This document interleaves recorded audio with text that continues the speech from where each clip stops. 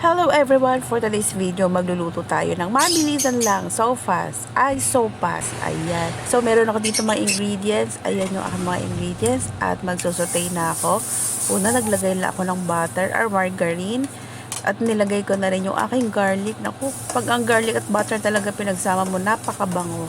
So, ayan, saute ko lang din. At kapag okay na, lagay ko na rin yung aking onions. Saute ko lang din. At ito, gisa ko lang din ng konti at ilalagay ko na yung aking nilaga kaninang breast chicken. At ito na nga guys, nakalimutan kong i-on yung aking camera. So ayan, inilagay ko na yung aking shredded chicken, nor cubes at black pepper. At nilagyan ko na rin yung sabaw na pinaglagaan ko nung breast chicken. At ito kumulo na nga, inilagay ko na rin yung aking macaroni. So, parang kalahating kilo lang yan yung nilagay ko. At ito, pakukuluan ko lang ng konti. Lulutuin ko lang half cook yung macaroni. At titimplahan ko na rin. Ayan, nagdagdag ako ng patis. At yung ginamit kong pampalasa dyan ay nor chicken. Ayan, yung pinagpakuluan ko naman kanina ng breast chicken. Inilagyan ko na ng asin. So, may lasa na rin yun. So, ayan, at after kumulo, haluin ko lang din. Ito, hindi siya fully cook. Half cook lang yung macaroni kasi marami pa tayo ilalagay. Ayan, inilagay ko na yung aking carrot at yung aking cheese hotdog. Cheese hotdog yung ginamit ko. So, ayan. Hintayin ko lang din kumuluto para maluto na yung carrot at yung hotdog maluto rin. At inilagay ko na rin yung aking cabbage. Ayan, maraming cabbage. Na-request ko talaga to. Maraming cabbage.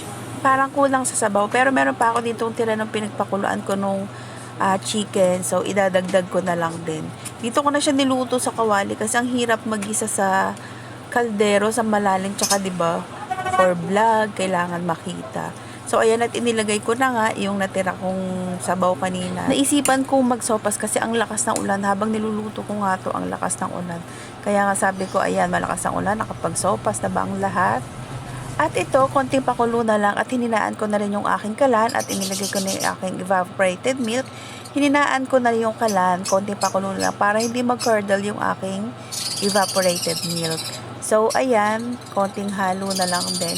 Itong sopas ang madalas yung nasasabi kapag nakikita niyo inyong mga anak na lumalaki na, mapapahay, time flies so fast. O, diba? So, ito at luto na yung aking sopas. Ganun lang siya ka-easy and very quick lutuin. Bagay na bagay yung tawag sa kanyang so fast, so fast. O, diba? Napakadali. So, ito at luto na, ilalagay ko na lang sa isang mangkok. Daldal, no? So, ayan, ilalagay ko na lang sa mangkok para ready to eat. Habang mainit. Masarap talaga siya habang mainit at malakas ang ulan habang kumakain. So, ayan lang. Thank you for watching.